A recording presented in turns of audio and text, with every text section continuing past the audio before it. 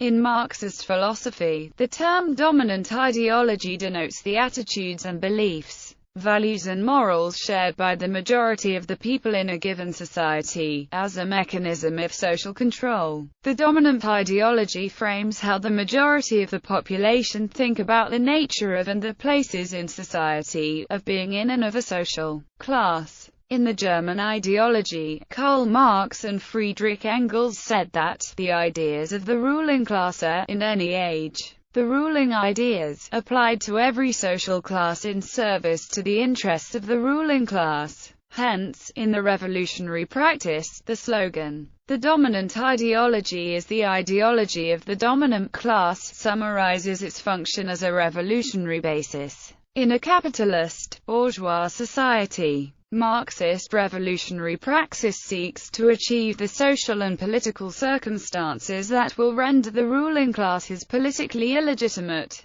As such, it is requisite for the successful deposition of the capitalist system of production. Then, the ideology of the working class will achieve and establish social, political, and economic dominance, so that the proletariat can assume power as the dominant class of the society. In non-Marxist theory, the dominant ideology means the values, beliefs, and morals shared by the social majority, which frames how most of the populace think about their society, and so, to the extent that it does, it may serve the interests of the ruling class. Therefore, the extent to which a dominant ideology effectively dominates collective societal thought has declined during the modern era. Marxism. Social control exercised and effected by means of the ideological manipulation of aspects of the common culture of a society, religion and politics, culture and economy, etc.,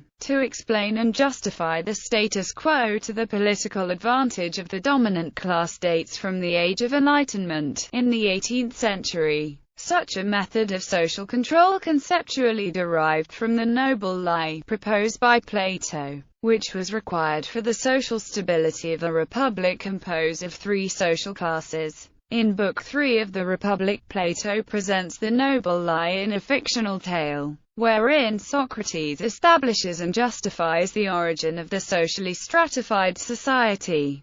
The earth, as being their mother, delivered them, and now, as if their land were their mother and the nurse, they ought to take thought for her and defend her against any attack, and regard the other citizens as their brothers and children of the self-same earth. While all of you, in the city, are brothers, we will say in our tale, yet God, in fashioning those of you who are fitted to hold rule, mingled gold in their generation, for which reason they are the most precious, but in the helpers, silver, and iron and brass in the farmers and other craftsmen. And, as you are all akin, though for the most part you will breed after your kinds, it may sometimes happen that a golden father would beget a silver son, and that a golden offspring would come from a silver sire, and that the rest would, in like manner, be born of one another. So that the first and chief injunction that the God lays upon the rulers is that of nothing else are they to be such careful guardians, and so intently observant as of the intermixture of these metals in the souls of their offspring.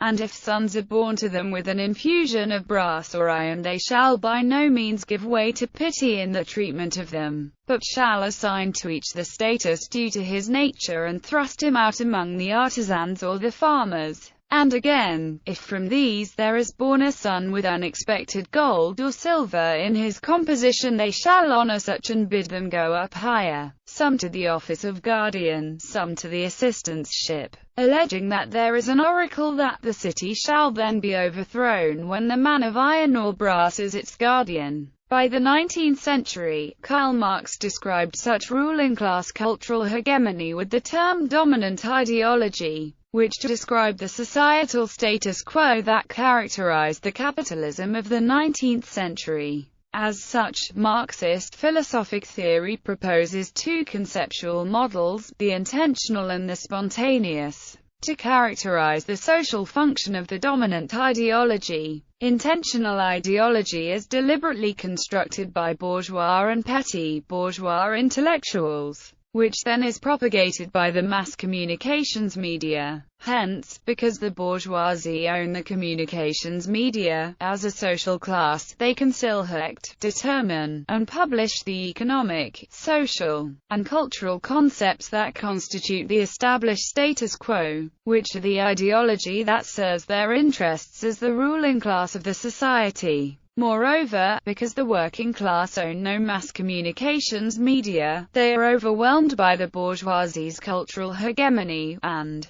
because they have no intellectuals of their own, they adopt the imposed bourgeois worldview, which thus constitutes a false consciousness about their own economic exploitation by the strata of the upper classes. With that false awareness, the working class lose the social and political, economic and cultural independence as a social class. Spontaneous ideology spontaneously originates in every social class of a society, as an expression of the existing material structure of the given society. Based upon their experiences of societal life, the men and women of each social class construct their intellectual understanding of the society. And, because their societal experiences are primarily of capitalist social relations, the shared ideology tends to reflect the norms of a capitalist society. Hence, the content of the reportage of a newspaper is determined, not by the socio-economic and political prejudices of the publisher, but by the societal status quo, the fixed social narrative that is believed by the publisher and by the readers of the newspaper. In organizing as trade unions, the working class experience and express a different type of social relation within a capitalist society, because such an ideological perspective challenges the intellectual and social legitimacy of capitalism,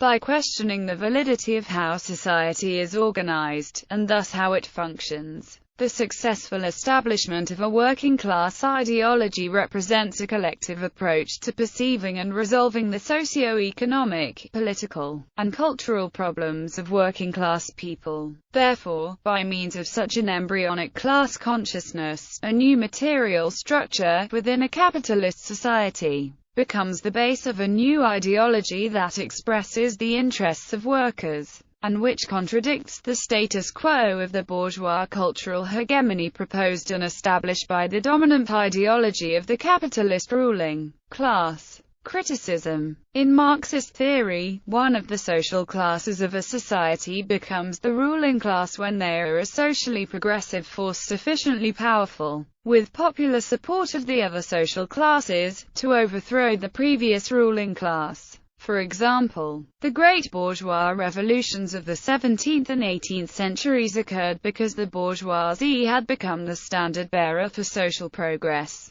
the universal class. The bourgeoisie gradually began to lose its progressive character and became increasingly reactionary once it came to power. As a consequence, the dominant ideology may contain a mixture of socially progressive and regressive elements. Therefore, Marxists do not reject everything and anything related to the dominant ideology of capitalism. Rather, they agree with its progressive elements and criticize its regressive elements. In other words, Marxist critiques of the dominant ideology of capitalism are not normally crude rejections of their content, but rather of their limiting, capitalist form. Vulgar versions of such Marxian critiques, in which both form and content of bourgeois rights are devalued, have been deployed by repressive states to justify denying their citizens basic human freedoms. It is a matter of controversy between Marxists and their critics whether such outcomes are necessitated by the theory, or are rather perversions of the theory.